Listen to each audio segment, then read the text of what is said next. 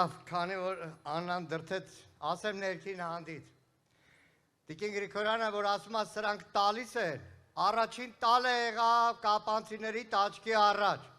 Եվ 15-ից 20 կիլոմետր զորքը հայկական բանակը, որ նոյեմբերի 9-ով ստորագրել էին, պարտավորվել էին, որ զորքերը կանգնում են այնտեղ, որ կանգնում են, դեկտեմբերի 15, 16, 17-ին զորքը հետ քաշեցին։ Միասին եղել եք ազգային ժողովում, մի տարի առավոտվանից գիշեր ասում ենք զորքը ինչի հիմա վրա ետ քաշեցիք, խապում էին, մինչև մի օր դոկումենտով պարզվեց։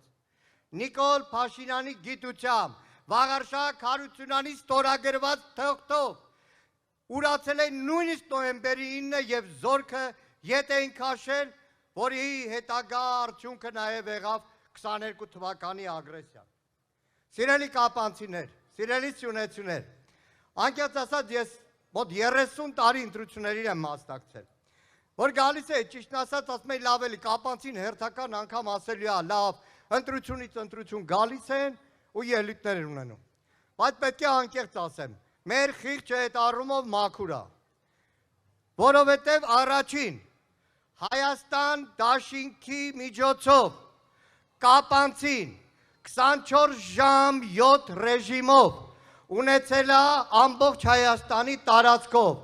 ազգային ժողովի ամբիոնով իր ներկայացուցիչը Հանձինես Աննա Գրիգորյանի, որովհետև Հայաստան դաշինքն անգամ չկազմավորված առաջին իսկ պահից մեր ժողովրդի պետականության, արցախյան ազատամարտի եղել է ոչ թե կապանցու կողքին, այլ կապանցու հետ, կապանցու մեջ կամ կապանցիով Հանձինես դաշնակցության Կապանի Հարավ Մանուկյան կոմիտեի։ Եվ ամենավտանգավոր պահին նույն 20 թվականի պատերազմին իմ դաշնակցական բազում ընկերներ Արցախից բացի շտապում էին Կապանի դիրքեր, կապանցի իրենց ընկերների կողքը լինելու։ Անցնող տարիներին իրականում ճիշտ է ասում Աննա Գրիգորյանը, շատ հաճախ Կապան գալը ավելի շատ դարձել է ներքին հանդի ծավի ուղղությամբ գալ, որովհետև անվտանգության հիմնական խնդիրը հենց այդ գծում էր։ Երկու օր առաջ Սյունիքում մեկ այլ բնակավայրում հանդիպմանը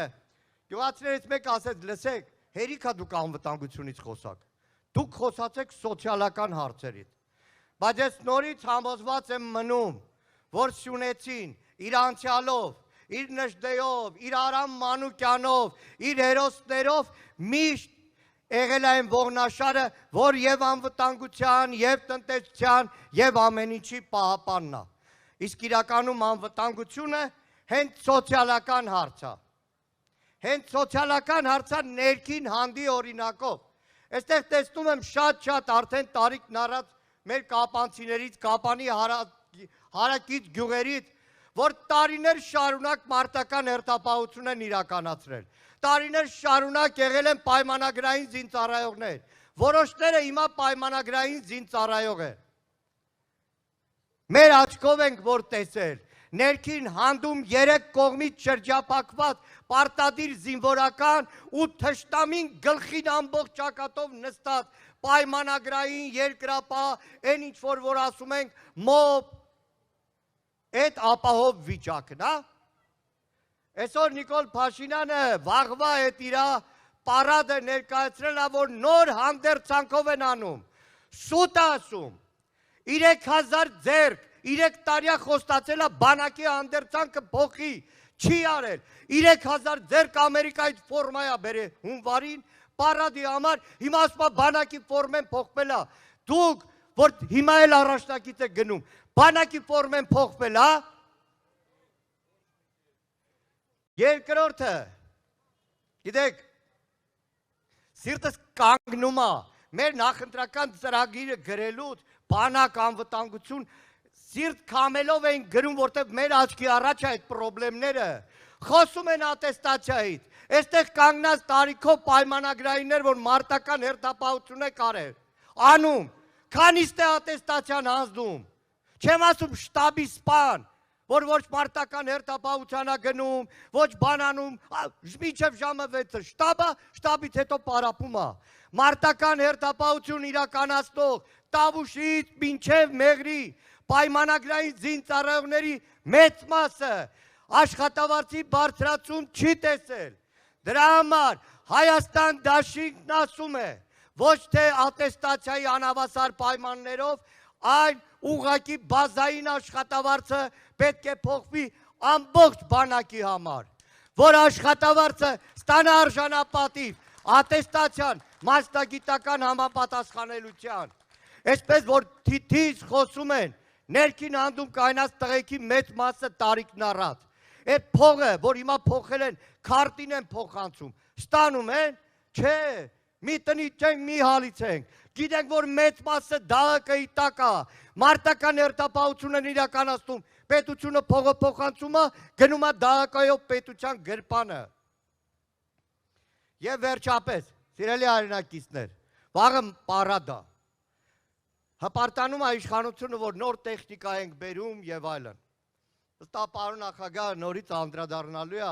բայց երեք Սիսիանում մի քանի տարբեր առիթներով ասել է.